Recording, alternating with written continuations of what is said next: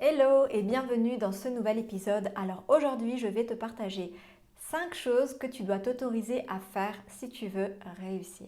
C'est parti.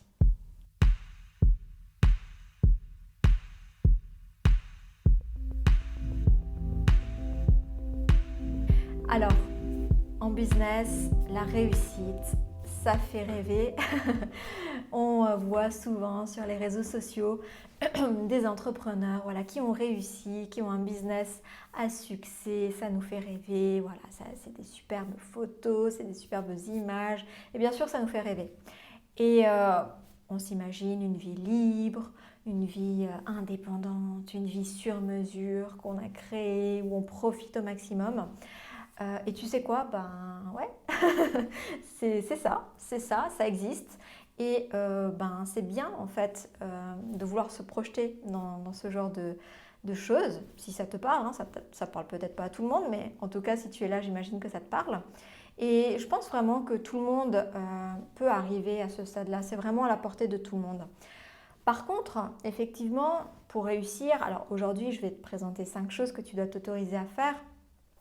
On va pas parler de stratégie, hein. Bien sûr, pour réussir, d'après moi, ce n'est pas qu'une histoire de mindset. Je parle beaucoup de mindset, tu le sais maintenant.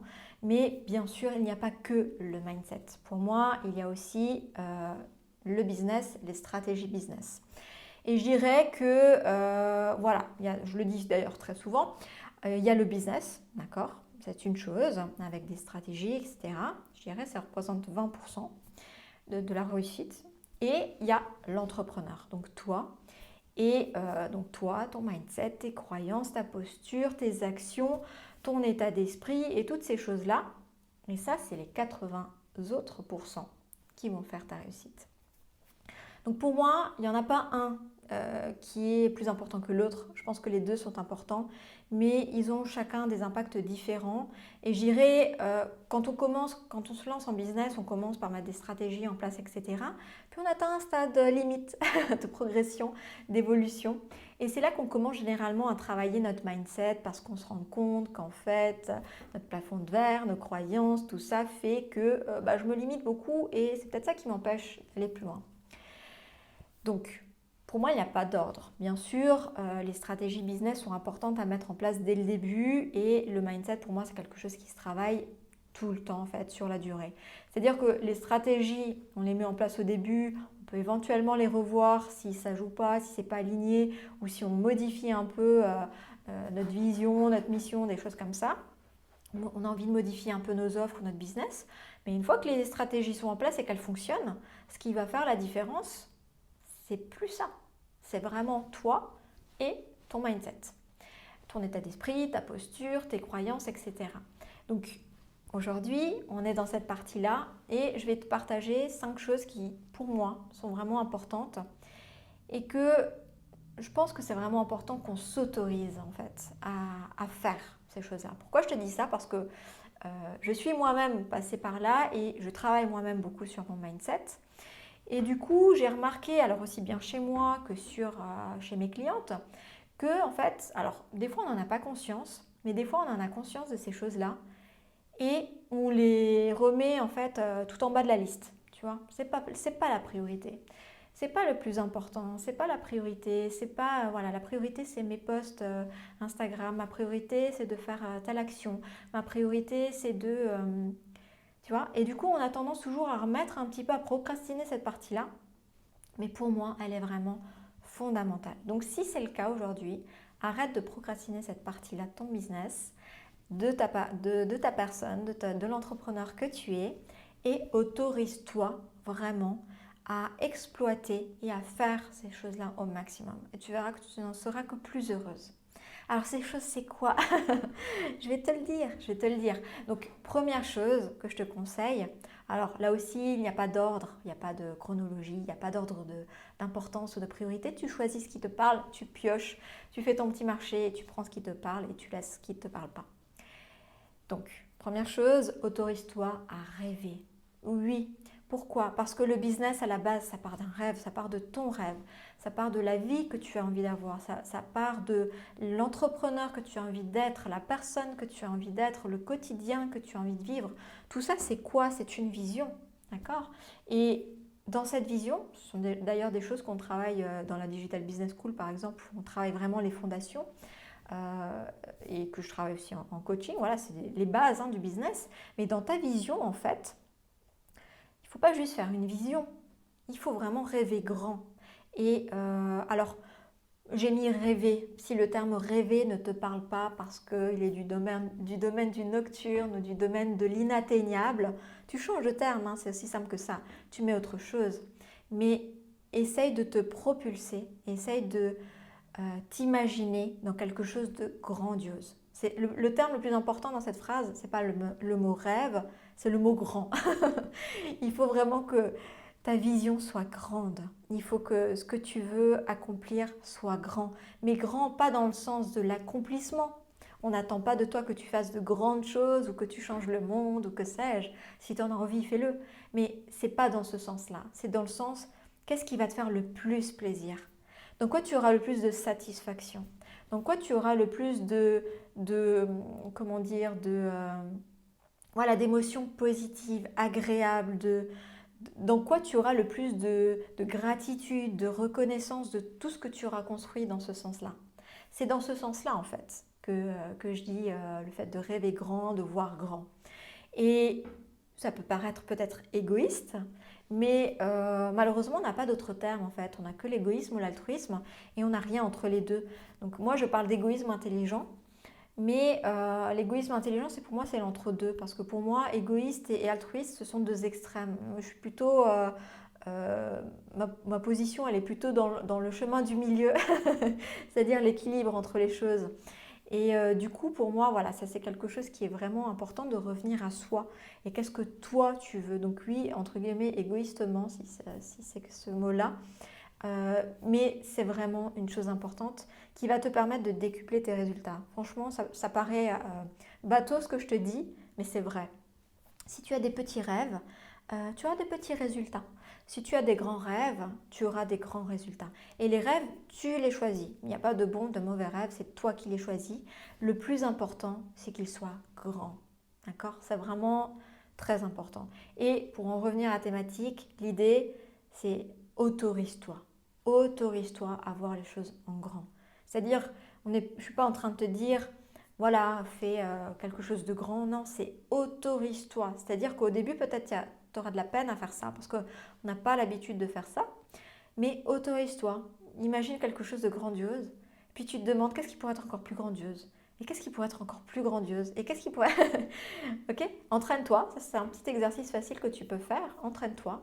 Et tu verras qu'à force de faire ça, tu vas rêver grand. Et qu'est-ce qui va se passer d'un point de vue neurologique? Tu vas créer la prédisposition neuronale pour croire que c'est possible, pour faire les actions qui sont nécessaires et pour réaliser, pour concrétiser, pour matérialiser cette vie grandiose que tu veux avoir.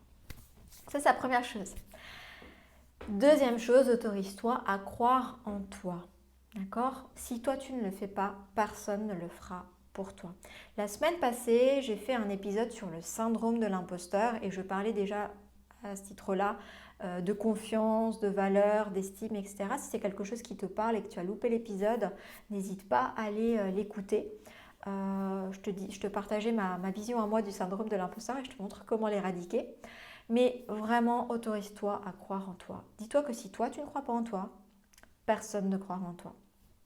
Si toi, tu ne crois pas suffisamment en toi, personne ne croira suffisamment en toi. Donc tu vas me dire, si, il y a des gens qui croient en moi, oui. Mais ce sera toujours secondaire par rapport à ce que toi, tu crois de toi et la confiance que toi, tu as en toi. D'accord? Donc là aussi, autorise-toi.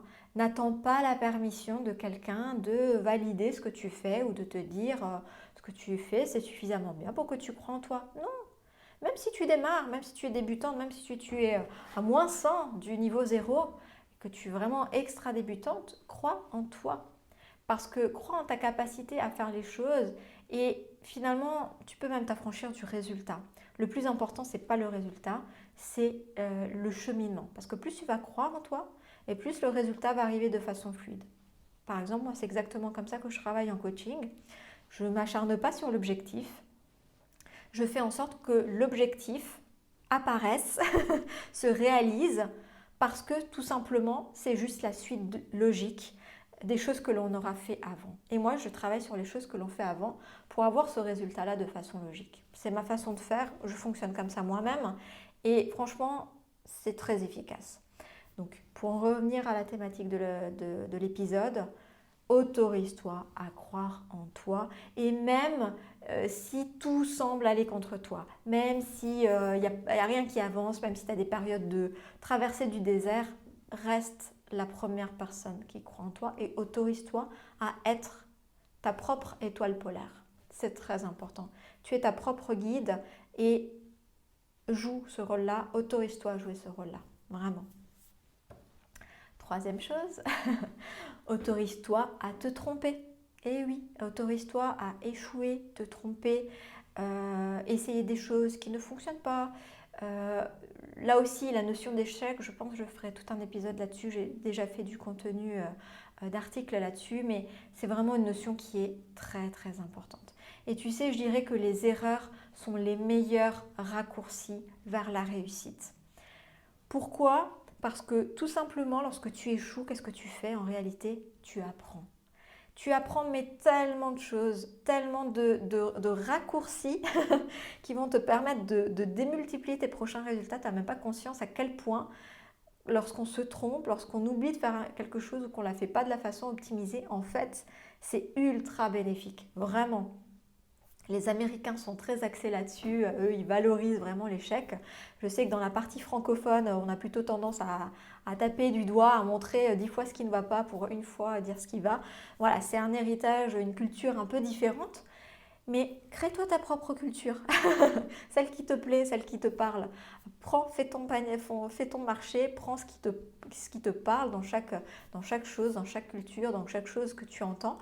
Et moi, je te conseille vraiment de t'autoriser à échouer, de ne pas voir ça comme quelque chose de grave, comme quelque chose dont on doit culpabiliser ou avoir honte. Bien au contraire, il ne s'agit pas de le crier sur tous les toits, mais c'est quelque chose de personnel. Tiens, j'ai voulu faire ça, je me suis rendu compte que ça ne s'est pas passé exactement comme je le souhaitais, ou même je suis très déçue du résultat. Ok, qu'est-ce que j'ai à apprendre de ça ? Moi, j'ai tellement fait ça qu'aujourd'hui, je me sens tellement bien en fait, j'ai tellement de réponses, de messages dès que je fais quelque chose qui ne fonctionne pas comme je l'aurais souhaité, comme je l'avais envisagé. J'ai tellement de bonus en fait, de dommages collatéraux positifs dans le sens où j'ai plein d'informations en fait sur que si j'avais pas fait ces erreurs-là, si j'avais pas fait les choses de cette façon-là avec ces résultats-là qui pour moi à la base n'étaient pas à la hauteur de mes espérances, j'aurais jamais eu toutes ces informations-là sur moi, sur la meilleure des façons à faire, sur comment ne pas faire les choses, sur en fait comment j'ai envie de faire les choses la prochaine fois. Franchement, ces informations-là sont d'une richesse incomparable. Et cette richesse-là, des fois, souvent, elle passe par l'expérience et aussi par l'expérience qui ressemble à une erreur, à un échec. Et voilà. Donc autorise-toi vraiment à échouer, à te tromper, à tester, à recommencer. Ce ne sont que des apprentissages ultra bénéfiques, ultra enrichissants pour ton business, mais aussi pour toi l'entrepreneur. Ensuite, quatrième point, autorise-toi à valoriser. Valoriser qui tu es, ta démarche, ton business, tes produits, valorise tout. Valorise tout. Là aussi, dans l'épisode sur le syndrome de l'imposteur, je te parle de ça et vraiment, il ne faut pas hésiter à apprendre à valoriser notre travail. Et là aussi, il ne faut pas attendre que ce soit des feedbacks des autres, que ce soit des likes sur nos posts, que ce soit des commentaires, que sais-je, qui valorisent notre travail. Ça, c'est secondaire. Ça, ce sont des statistiques, ce sont des leviers, des indicateurs qui te permettent si oui ou non ce que tu dis, ça parle à ta cible, si oui ou non ce que tu dis intéresse ta cible, si oui ou non. Tu vois, ce sont des aspects stratégiques, en fait, des indicateurs qu'il faut regarder de façon froide, en fait. Comme je dis tout souvent, il ne faut pas mettre d'émotionnel là où il n'y en a pas besoin. Dans ces choses-là, il n'y a pas besoin de mettre d'émotionnel, il n'y a pas d'attente à avoir ou de valorisation à obtenir. La valorisation la plus importante, c'est celle que toi, tu vas t'accorder. C'est celle que toi, tu vas t'autoriser parce que tu auras un regard bienveillant sur ce que tu fais. Tu vas apprendre à avoir un regard juste et objectif sur ce que tu fais. Et tu vas te regarder de façon neutre. Tu vas te regarder de façon la plus efficace possible en fait. Et ce regard-là que tu vas porter sur toi, eh ben, tu vas pouvoir aussi le montrer aux autres. Et tu vas apprendre à valoriser tes offres. Et c'est comme ça qu'on vend sans vendre aussi, cela dit au passage. C'est comme ça que lorsque tu parles de ce que tu fais, lorsque tu parles de tes services et que tu dis en fait la valeur que tu mets là-dedans, parce que pour toi ça a de la valeur, c'est comme ça que les autres voient que ça a de la valeur. Et c'est comme ça que les autres n'achètent plus un prix, mais sont prêts à mettre le prix pour s'offrir la valeur que tu mets dans tes offres, dans tes services. C'est la meilleure façon de vendre. Et encore récemment, j'ai reçu des messages de ma cliente, et c'est des messages que je reçois souvent, où, mon Dieu, je ne sais pas comment c'est possible, mais voilà, j'ai vendu mon pack le plus cher, comme ça, c'est tombé du ciel, alors que mes petites offres, lorsque j'en parle, lorsque je les promouvois, ça ne fonctionne pas. Pourquoi ? Parce que finalement, les petites offres, on ne les vend pas pour les bonnes choses. On les vend parce qu'on pense que l'autre n'a pas les moyens. Alors que notre offre qui est plus chère, on sait que ça a de la valeur et on sait qu'est-ce qu'on va apporter là-dedans. Donc lui, on a mis un prix plus cher et les gens le ressentent, les personnes le ressentent. Donc vraiment, autorise-toi à valoriser qui tu es, ta démarche, ton message, ta vision, ta mission, tout ce que tu veux, ton business en général, tes offres. Valorise-toi, valorise-les. C'est la meilleure façon de te sentir bien. De te sentir bien quand tu parles de tes offres et aussi de vendre, tout simplement. Je ne peux pas le dire autrement. Et enfin, le dernier point, et celui-là, il est vraiment très très important. Et celui-là me parle beaucoup parce que moi, c'est quelque chose qui m'a beaucoup fait défaut, que je me suis très peu autorisée pour le coup. C'est autorise-toi à être contente de ce que tu fais avant même d'avoir les résultats. Autorise-toi à être satisfaite de ce que tu entreprends avant même de voir les conséquences que ça va avoir. Et c'est assez subtil, hein, mais ça rejoint un petit peu le point précédent, mais là on est encore plus dans la subtilité, plus dans la profondeur. C'est-à-dire que souvent, moi je suis quelqu'un de très stratégique en business, d'accord ? Mais l'aspect mindset, c'est aussi très très important, c'est ce que je travaille le plus en fait. Mais d'un point de vue stratégique, voilà, je vais mettre des choses en place et bien sûr je vais attendre les résultats. Et si tu veux, pendant cette attente, qu'est-ce qui va se passer ? C'est que j'attends. Voilà, je suis en attente. Et je me suis rendu compte qu'en fait, cette attente, alors elle peut être neutre, mais la plupart du temps, elle n'est pas neutre. Elle est plutôt teintée de stress, d'angoisse, d'appréhension, de doute. Je ne sais pas si ça te parle, mais voilà, si tu fais un lancement, si tu lances un nouveau produit, si tu parles de quelque chose que tu n'as jamais fait ou si tu fais quelque chose que tu n'as jamais fait, tu vas être dans l'attente des résultats, des répercussions, du fameux ROI.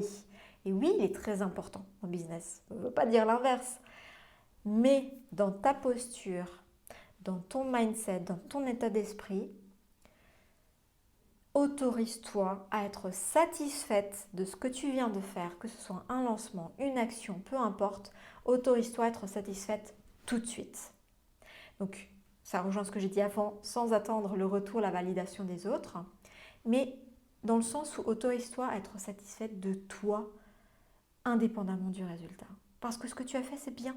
Parce que quand tu fais ça, tu te rapproches de tes ambitions, tu te rapproches de tes objectifs, tu te rapproches de tes rêves, tu fais des choses. Tu es en train de construire la vie que tu vas avoir. Et ne serait-ce que pour ça, tu n'as pas à attendre plus. Le bénéfice, la satisfaction, tu peux t'autoriser à la ressentir tout de suite. Et plus tu vas travailler cette chose-là, et plus tu vas voir que ton énergie va changer, que tu vas être dans une énergie de joie lorsque tu fais les choses. Et là encore, ça se ressent. Les personnes le ressentent en fait. Et du coup, là aussi, ça change les résultats.